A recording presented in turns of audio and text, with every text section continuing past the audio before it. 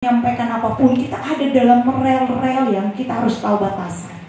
Mungkin di luar yang kita anggap dosen adalah juga bisa menjadi teman kita, tapi dalam ruang kelas tetap beliau adalah dosen, punya kewenangan untuk menjadi sumber informasi yang akan mendidik dan juga mengajarkan kita terkait dengan berbagai pengetahuan.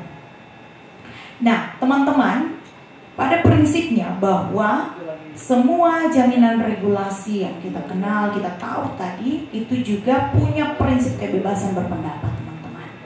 Bahwa kita bebas dan dapat mengekspresikan diri untuk mencari, menerima, dan menyampaikan informasi, ide, serta gagasan tanpa batas. Itu silakan. Silakan teman-teman mengekspresikan diri, mencari, menerima, menyampaikan informasi, ide, serta gagasan tanpa batas. Tetapi yang kemudian saya mau ingatkan kembali, bahwa ada hal-hal yang kemudian kita kembali mengingat. Soal moralitas, soal nilai, soal keadaban, dan lain sebagainya. Lalu kemudian banyak hal. Ini, silakan untuk kemudian teman-teman membuat ataupun membutuhkan media yang terbuka sehingga dapat membuat keputusan berdasarkan informasi yang baik dan berpartisipasi penuh dalam kehidupan politik. Jadi sepanjang teman-teman mau berpendapat, mau berekspresi, pastikan teman-teman itu punya berbagai informasi yang tepat. Orang bilang bahwa kalau lu mau berbicara, lu mau ngomong, minimal lu punya amunisi. Jadi pastikan bahwa kita punya informasi yang cukup ketika kita mau bicara. Jangan sampai kejadian sama seperti beberapa waktu. Contoh, saya pernah ingat ada video yang beredar. Waktu itu Prof. Mahfud itu ke kampus dan kemudian ada salah satu presiden BEM lalu bicara terkait dengan saya lupa, tapi dia bicara kemudian ditanya kembali oleh Prof. Mahfud, dia sendiri tidak mengerti apa yang dia bicarakan. Jangan sampai seperti itu, teman-teman. Minimal kita punya amunisi yang cukup. Amunisi yang saya maksudkan adalah informasi yang cukup ketika kita mau bicara dengan topik yang apa atau topik seperti apa, teman-teman. Lalu kemudian ketika kita menyampaikan pendapat ataupun juga berekspresi, kita tidak melakukan hal-hal yang berkenaan dengan ancaman kekerasan, dan kemudian kita juga tidak menerima adanya intimidasi, kekerasan dan lain sebagainya. Kita menghormati orang yang meyakini satu hal, tetapi bukan berarti atas isi keyakinan atau kepercayaannya lalu kemudian membuat sesuatu menjadi kacau dan seterusnya dan lain sebagainya. Tetapi teman-teman, bahwa pada prinsipnya yang ingin saya sampaikan adalah bahwa sepanjang yang tadi Eleanor Roosevelt bilang, hal paling sederhana adalah ketika kita mampu menghormati, menghargai hak asasi orang lain, kita pun juga akan dihargai dan juga dihormati. Sehingga kalau kita mau berpendapat, kita mau berekspresi, kita timbang bolak-balik. Timbang apa? Timbang rasa, timbang hak. Kita tahu bahwa ketika saya bicara soal ini, bagaimana kalau kena pada saya? Bagaimana, apakah dia, saya mau ngomong ini sesuatu yang tepat atau tidak dan seterusnya. Jadi kalau dulu itu mulutmu harimaumu, kalau sekarang berkenaan dengan yang tadi disinggung oleh Pak Wakil, biasa kita terhubung dengan media sosial saat ini, dan teman-teman milenial yang hampir pasti setiap waktu itu mengupload segala sesuatu di media sosial, termasuk mengekspresikan segala rasa dan pikiran, Pak Wakil. Jadi mau rasa cinta, mau rasa benci, dan rasa-rasa yang lain itu kita bisa pantau dari media sosial. Silakan, tapi yang penting teman-teman harus tahu bahwa ada batasan. Ketika misalnya saya mengekspresikan diri dengan upload di media sosial, kita kemudian tidak mengganggu kenyamanan orang lain dan seterusnya.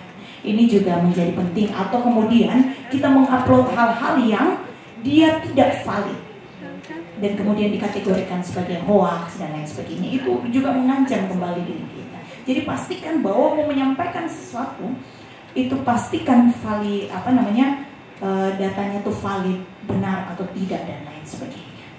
Ya, jarimu harimaumu, pastikan untuk kemudian harimau itu tidak menggigit kembali dan memakan kembali kita. Pastikan kita punya amunisi yang cukup untuk berpendapat, berekspresi, dan lain sebagainya. Ini beberapa hal yang bisa saya sampaikan, teman-teman. Kurang dan lebihnya saya mohon maaf. Kita akan berkembang lebih jauh dalam diskusi kita bersama. Terima kasih, saya kembalikan. Terima kasih Ibu Becky. Baik adik-adik, Bapak dan Ibu semuanya, kita sudah mendapatkan detail dan mungkin juga adik-adik semuanya mungkin ada yang sudah tercerahkan atau ada yang justru ingin bertanya-tanya lebih jauh terkait penjelasan ataupun uraian dari Bapak Sumendawai dan Ibu Deci pada siang hari ini. Baik, untuk itu saya membuka termin untuk tanya jawab. Dari sisi sebelah kiri saya persilakan 2 orang. Nanti tolong disebutkan nama dan fakultasnya. Dan sebelah kanan juga 2 orang, silahkan. Ada 2 orang ya di sini. Kiri siapa? Yang ini ada 4, ada yang cewek-cewek ada nggak? Iya. Oke. Baik, dari kiri dulu ya, dari sebelah kanan saya perempuan, Mbak siapa Mbak? Kemudian sebenarnya tadi ada yang duluan siapa ini tadi Mas 2 ini tadi? Yang belakang apa yang belakang duluan ya Mas ya, nanti kita ada ini lagi kalau ada kesempatan. 1, 2, kemudian dari sebelah kiri 3. Tadi yang duluan 4 ya, yang di sana ya. Silakan. Silakan ada ini mic-nya kesini aja, nama dan juga asal dari fakultas mana.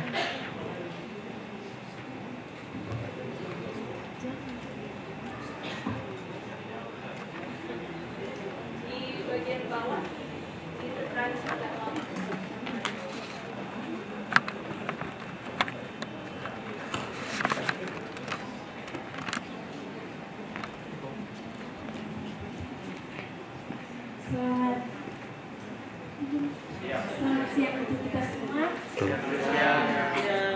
Terima kasih atas waktu dan kesempatan yang diberikan kepada saya. Sebelumnya, perkenalkan nama saya Dani Anjali Kanakale, biasa disapa Anjali. Saya dari Fakultas Hukum.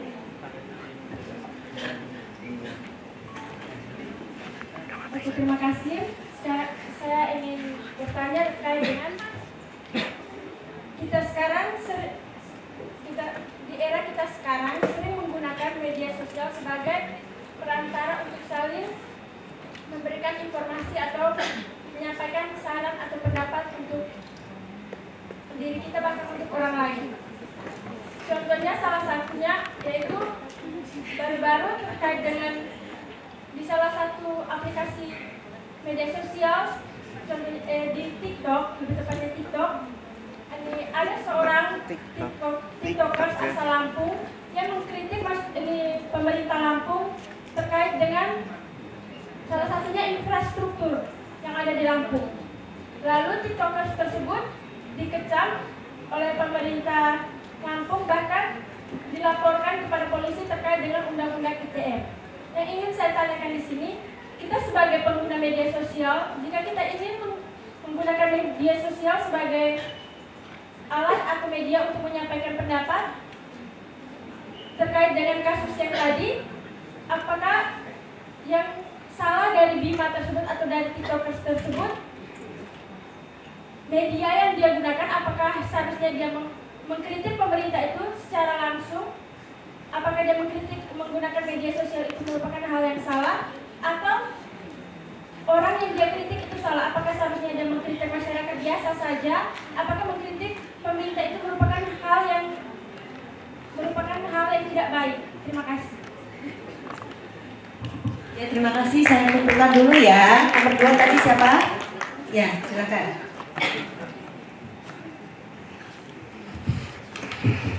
Baik, terima kasih atas waktu dan kesempatan yang diberikan kepada saya. Selamat siang untuk kita semua. Perkenalkan, nama saya Pas Rivero dari Fakultas Hukum, baru semester 6. Di sini kita berbicara terkait dengan kebebasan berpendapat dan berekspresi, dan di dalam organisasi sudah diatur oleh undang-undang bahwa semua itu bebas untuk berorganisasi. Nah, ada kejadian tahun kemarin yang terkait dengan kawan-kawan dari Papua aksi, dan di situ ketika mereka melakukan aksi pas tanggal 1 Desember, ada ormas Garuda dan ormas Triple X membubarkan mereka, padahal mereka itu memiliki kebebasan berpendapat. Nah, yang mencari pertanyaan, apakah organisasi yang dibentuk ini melakukan pembungkaman ruang demokrasi? Harusnya organisasi diberlanjutkan atau harus dibubarkan? Terima kasih. Iya, terima kasih. Ya, berikutnya yang ketiga. Selamat siang untuk kita semua. Teman-teman, kita cek ombak dulu boleh yang tadi. Slogan kita, kalau saya bilang bersama Komnas HAM, teman-teman jawab maju dan tegakkan HAM. Sebaliknya kalau saya bilang maju dan tegakkan HAM, teman-teman menjawab bersama Komnas HAM. Oke? Oke. Bersama Komnas HAM, maju dan tegakkan HAM. Bersama Komnas HAM. Baik, terima kasih teman-teman. Baik, terima kasih atas kesempatan yang diberikan kepada saya. Nama saya Sisko dari Fakultas Ilmu Sosial dan Ilmu Politik. Terima kasih atas materi yang disampaikan oleh Ibu Deci dan juga Bapak Abdul Haris. Hak atas kebebasan berpendapat dan berekspresi. Lalu ruang kuliah kita di sini itu disekat-sekat oleh dinding dan juga oleh plafon di dalam ruangan. Artinya itu tidak bebas sebetulnya. Kalau kita mau bebas itu sebenarnya di ruang terbuka, mahasiswanya seharusnya lebih banyak lagi supaya lebih banyak yang tahu tentang kerja fungsi dari Komnas HAM, bagaimana kami difasilitasi atau mengetahui tentang paling tidak yang minimal hak-hak dasar, ya begitu. Seperti yang tadi disampaikan oleh Profesor Jeffrey, dia katakan bahwa seharusnya anak-anak teknik juga itu mendapatkan kuliah ini, tapi ya mau bagaimana kita di ruangan kita mungkin entah karena informasinya atau seperti apa sehingga ini tidak di ruang terbuka. Oke. Saya ingin bertanya, tadi Pak Abdul sempat mengatakan tentang mimbar bebas di dalam kampus. Nah, bagaimana pandangan dari Bapak sendiri sebagai saya pikir pelaku ya, karena pernah sebagai pengacara dan juga Ibu Desi sebagai aktivis di sini, itu sejauh mana ekspresi itu, kebebasan berpendapat itu diucapkan di dalam kampus? Karena kita tahu bahwa saat ini teman-teman itu memiliki semacam keraguan-raguan untuk mengucapkan kebebasan berekspresi tersebut. Nah, sejauh mana hal itu bisa diucapkan dan bagaimana itu bisa dijamin untuk bisa diekspresikan? Lalu kalau kita melihat salah satu tadi isu yang yang dibawa oleh Komnas HAM, itu salah satunya itu tentang kebebasan pers. Nah, di NTT sendiri itu karena saya dari jurusan ilmu komunikasi, itu kami juga mengawal kasus-kasus yang melanggar terhadap kebebasan pers. Itu contohnya itu ada tahun 2003 itu ada beberapa kasus ya yang intimidasi terhadap wartawan, dan dari beberapa kasus tersebut paling banyak itu diintimidasi oleh kekuasaan, oleh penguasa. Di sini oknum-oknum baik dari pemerintah ya atau dari aparat yang melakukan tindakan represif terhadap terhadap kebebasan pers, terhadap jurnalis, terhadap wartawan di lapangan. Nah, itu bagaimana Komnas HAM itu hadir untuk memfasilitasi hal itu atau mencegah? Karena di sini saya pikir Komnas HAM itu dia ada di garda terdepan, bukan untuk istilahnya pemadam kebakaran, bukan hanya untuk mengobati atau memperbaiki, tetapi harus mampu mencegah bersama-sama dengan pers, dengan ya memang kita tahu ada ini ada non government organization ya, ini ada AJI atau PBI, aliansi jurnalis, tapi saya pikir Komnas HAM itu berada di garda terdepan untuk mampu mencegah itu dan fasilitasi itu. Sekian dan terima kasih. Ya, terima kasih. Yang terakhir silakan.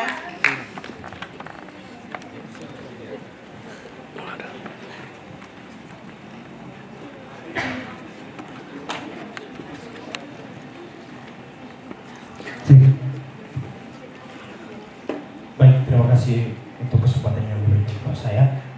Selamat siang untuk kita semua. Perkenalkan, nama saya Ciprianus Epitaka. Saya dari Fakultas Ilmu Sosial dan Ilmu Politik, tepatnya di jurusan Ilmu Politik.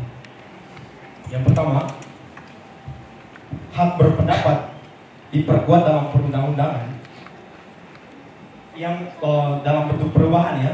Perubahan kedua, Undang-Undang Dasar 1945, Undang-Undang Nomor 39 Tahun 1999. Dia berbicara tentang Undang-Undang Pers, terus HAM, dan berpendapat di muka umum. Kembali dalam pertanyaan kedua, soal yang disampaikan tadi bahwa beberapa waktu lalu ada organisasi mahasiswa dari Papua melakukan aksi demonstrasi, terus kemudian ada yang melakukan pelanggaran di sana, yang dimana ada pembekukan terhadap organisasi tersebut. Yang saya mau tanyakan yang pertama adalah, apakah ini termasuk dalam pelanggaran undang-undang yang dimaksud? Terus yang kemudian, saya pikir berbicara tentang hak asasi manusia bukan hanya ada di Indonesia, di beberapa negara juga, termasuk menurut saya seluruh dunia mungkin ya. Yang menjadi pertanyaan saya, di Papua kemarin ada konflik yang menyebabkan bahwa ada orang Flores yang meninggal dunia. Terus kemudian antara konflik di Rusia dengan Ukraina, saya pikir begini ya, bukan berbicara tentang Indonesia saja, tetapi mengkerucutnya di Papua. Kenapa kemarin ada korban dari Flores? Pertanyaan yang singkatnya adalah, apakah hak asasi manusia ini masih berlaku dalam kondisi perang dan konflik? Masih berlakukah tidak dalam masalah-masalah seperti ini? Terima kasih, saya kembalikan. Ya, terima kasih. Kita tepuk tangan dulu dari rekan-rekan kita yang sudah mengajukan pertanyaan. Saya persilakan kepada Pak Dawai dan Ibu Desi untuk mereview keempat pertanyaan itu. Silakan. Baik, terima kasih ya atas pertanyaannya. Ini mahasiswa Undana ini keren-keren ya, luar biasa. Pertanyaannya juga oke-oke semua. Jadi masnya tadi bagus sekali. Undana, jaya, jaya, jaya. Ya. Baik, pertama dari Mbak Anjali ya. Ya, Anjali dari Fakultas Hukum. Jadi pertanyaannya terkait dengan pemerintah Lampung ya, ada mahasiswa melalui TikTok menyampaikan kritik terhadap infrastruktur jalan rusak di Lampung dan itu bertahun-tahun tidak diperbaiki. Kemudian ada yang mengangkat itu ke media sosial. Tapi seperti yang tadi disampaikan, ketika kita menyampaikan sesuatu, meskipun yang kita sampaikan itu benar, belum tentu diterima dengan lapang dada oleh pihak yang berkepentingan. Misalnya kita sampaikan gimana nih pemerintah, masa anggarannya habis untuk keperluan lain sementara infrastruktur tidak diperhatikan. Nah, pemerintah marah itu. Kok begitu? Nggak benar dong. Kami sudah perbaiki tapi sebentar rusak. Padahal waktu diperbaiki bisa jadi ada korupsi di situ sehingga diperbaiki sebentar rusak lagi. Nah, jadi seharusnya kritik itu tidak boleh ditanggapi secara negatif oleh pemerintah gitu. Dan apa yang dilakukan oleh TikToker itu sudah benar. Dan dalam kenyataannya kemudian ketika dia diserang balik, dipojokkan, bahkan ada yang disampaikan pansos, panjat sosial ya, pengen ngangkat dirinya gitu loh. Oh itu kan cuma untuk pansos saja katanya. Nah, padahal sebenarnya yang mau disampaikan itu yang sesungguhnya. Jadi memang itu salah satu bentuk serangan balik terhadap orang-orang yang menyampaikan kritik. Jadi dia akan diserang terhadap integritas dirinya, dicari kelemahannya. Wah ini untuk pansos nih, cari-cari kesalahan orang dan lain sebagainya, bahkan dilaporkan ke polisi. Padahal yang disampaikan itu betul. Nah, karena itu kemudian muncul solidaritas dari berbagai pihak. Oh, nggak benar, serangan terhadap TikToker itu nggak benar gitu. Maka kemudian banyak yang membela si TikToker ini. Dan kemudian bukan hanya itu, masalah infrastruktur di Lampung karena dia menjadi isu nasional, akhirnya menjadi isu nasional kan. Bahkan kemudian presiden pun turun ke Lampung melihat langsung jalan-jalannya rusak. Nah, lalu ketika ditanya kok nggak diperbaiki jalan di Lampung, pemerintah mengatakan wah kita kan nggak punya anggaran nih. Akhirnya oleh Jokowi dikasih anggaran dan sekarang jalannya udah bagus. Artinya kuncinya apa? Kuncinya adalah kita harus mengangkat permasalahan yang muncul agar supaya mendapat perhatian dari masyarakat sehingga menjadi public opini. Jadi begitu menjadi public opini, menjadi perhatian nasional, maka penguasa pun tergerak untuk memperbaikinya. Itu yang harus kita lakukan. Dan ketika ada orang yang menyatakan sesuatu yang benar itu dan kemudian dia mendapat serangan balik, kita harus membackup dia, kasih pembelaan gitu.